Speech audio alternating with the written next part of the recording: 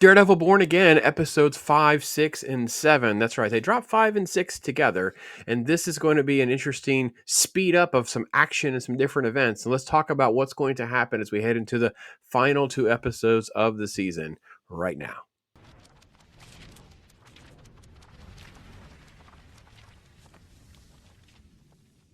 All right, episode 5. Episode 5 and 6, yes, they dropped at the same time. And while I'm enjoying the series, I thought this was really the biggest filler episode that we've had to date. And it starts with sad Matt, going to the bank. That's right. We're going to have an episode that's set nearly entirely inside a bank. First, he's there seeking for a loan, trying to get some money to help out the firm because Matt runs off and does all sorts of pro bono work for people who can't pay. And, that's not really great for business. All right, I guess it's also noteworthy here that this guy, the agent at the bank, is Kamala Khan's dad. That's right, Miss Marvel is now officially in the same universe as Daredevil in this Born Again series. And he kind of plays a key role throughout the whole thing. And they even set up a dinner date at some point.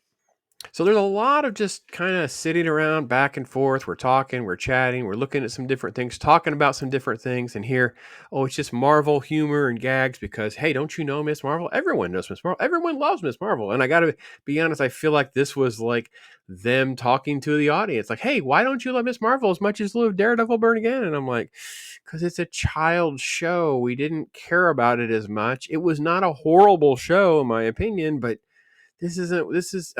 I don't know. They just can't get out of their own way.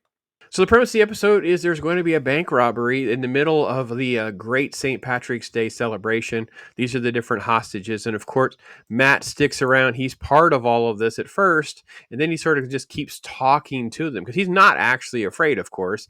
And he kind of is supposed to be let go. Then he kind of offers himself up to stay so other hostages can leave. For some reason, the filmmakers thought we wanted a whole bunch of screen time with this actress and character who is basically the police negotiator. So this is drawn out so much. I mentioned filler. That is actually probably an understatement. This is an absolute waste of time. It's all about tell me a joke, make me laugh, and I'll let more hostages go. And it is, I feel like I don't totally get the whole Boston St. Patty's Day aura, dropping F bombs, cursing, gross jokes, all the and Marvel trying to find thinking it was so important to shoehorn all of this into their show. It was just weird. And again, like I said, a complete waste of time. Matt sneaks away. He's there taking out each one of their little guys one at a time. He's getting with the bank manager to work on opening the vault to get whatever they need out of it. And it's just a lot of dialogue is drawn out. And again, if you wanted to see him fight, that's fine. But what's actually happening here and the fact that he's never in the Daredevil costume. He's just taking people out because the con guy is delaying. He's trying to come up with excuses. They're just trying to get in there. He doesn't have the bank code or not. Can he get in the vault? All of this. I'm bored out of my loving mind. This is taking forever to get to a point. The fight even leads outside where Matt has to throw a mask on and try to conceal who he is and what he's able to do. And I will say it is only frustrating that we're seeing him actually have such a difficult time with just a regular thug.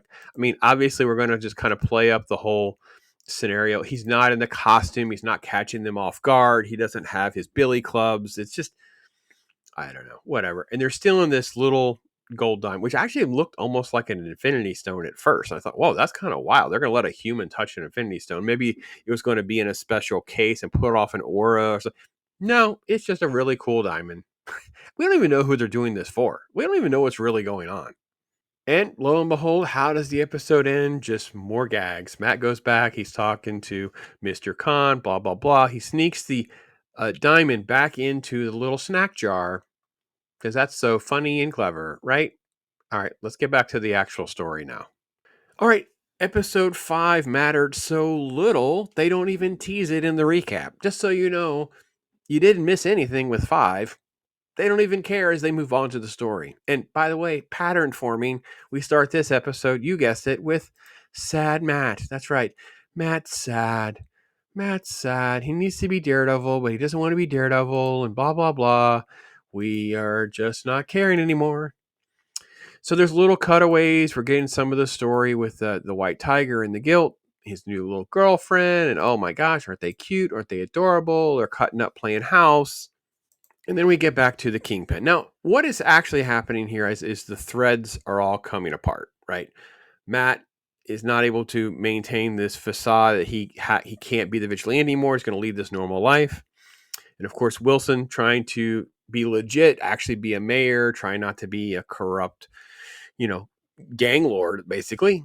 No, he is that those threads are all coming apart. So that's the theme of this episode, and it is by far the best episode. And by the way, yes, we do finally get Daredevil in costume doing things that we want to see Daredevil doing. So, episode 1 to now, haven't had anything. We finally get in this episode. And what they do is they just keep escalating the Muse thing in the background while creating the tensions for both characters, like don't know what to do.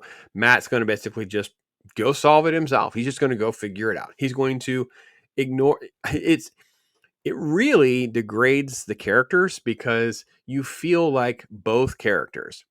Kingpin, using his powers as mayor, could have actually done more than make this phony task force and done something. He's like this crazy crime lord who knows everything, so it seems like it easily could have been dealt with.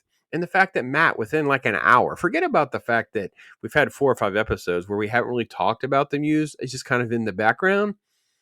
It's kind of revealed that he's got like a whole bunch of deaths. Like there's a death toll here is massive. So in like an hour, Daredevil could have just taken care of this, even if he was pretending to only be Matt. Oh, I hated that element. We're not going to talk about that. Keep our blinders on. Just watch the show, Pop. Don't think about what's actually happening. But that's actually what happened. As I said, everything comes to a head with Matt. He's going to put on the costume. He's going to go fight Muse. And this is juxtaposed against the Kingpin going down these stairs with his axe in hand. He's obviously going down to that area where he likes to dine by himself and where he's holding Vanessa's former little boyfriend lover in a little cell. So that's what's going to basically happen in the final segment here. And this back and forth, which is about 9 minutes with credits of them cutting between Daredevil pummeling on Muse and Kingpin pummeling on Adam, set up the parallel between both of them, not only the choreography between both fights, but also just the emotional journey of both. And then how they have to both just let the other one live to kind of do what's right for their character arc. But mind you, how much have we sat through to get to this point? And by the way, are we supposed to care about Muse? Like, really care? Because now we got to move on to episode 7 so we can finally deal with him. All right, we had to sit through 6 episodes to kind of get all of this actually out there. I have no idea why they didn't have him as a patient of Heather all along, kind of coming and going, maybe with the Kingpin in and out of the room, making it even more silly that he's not kind of in tune with all that's happening.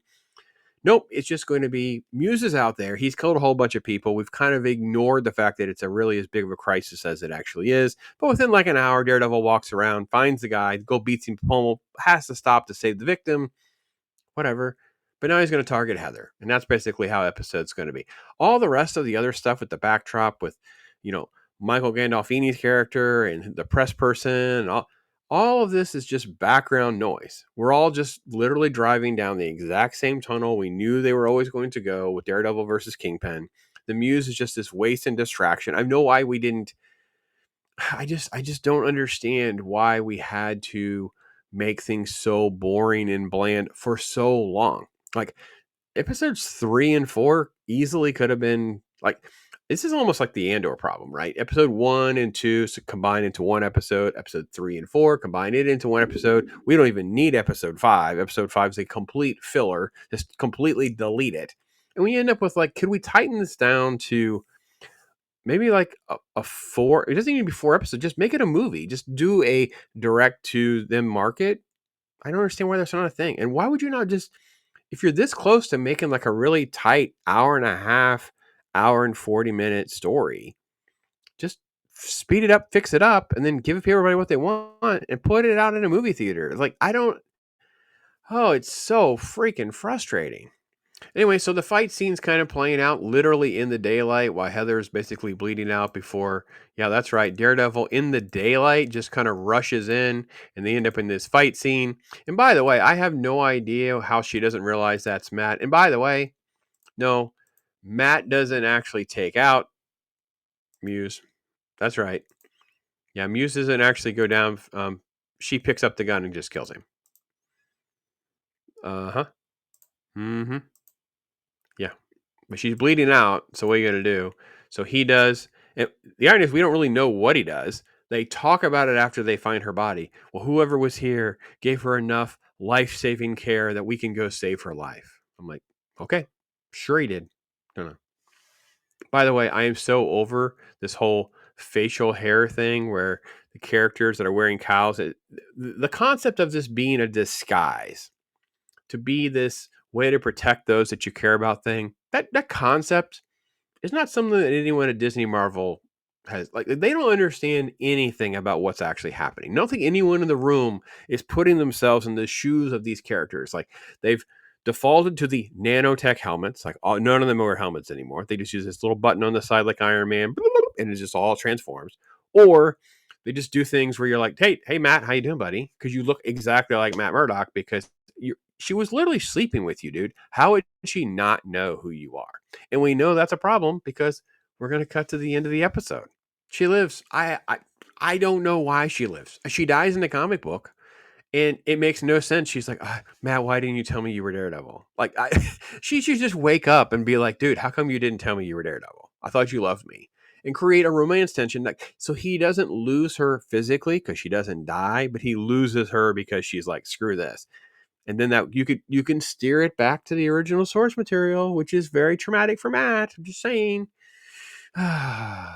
Anyway, meanwhile, all right. The big tension here is, of course, they're going to try to kill Wilson, right? At least that's what we're supposed to think. And the spoiler is it kind of isn't what you expect to have happen, but it also is exactly what you'd expect. Now, here's what I would do differently. So the thing is that Vanessa and one of the little, I think it's the tracksuit mafia guy, the guy that's currently in charge of that little group, but they've conspired. At least that's what the audience is supposed to think. They walk in, pulls the gun. You think Wilson's going to get shot.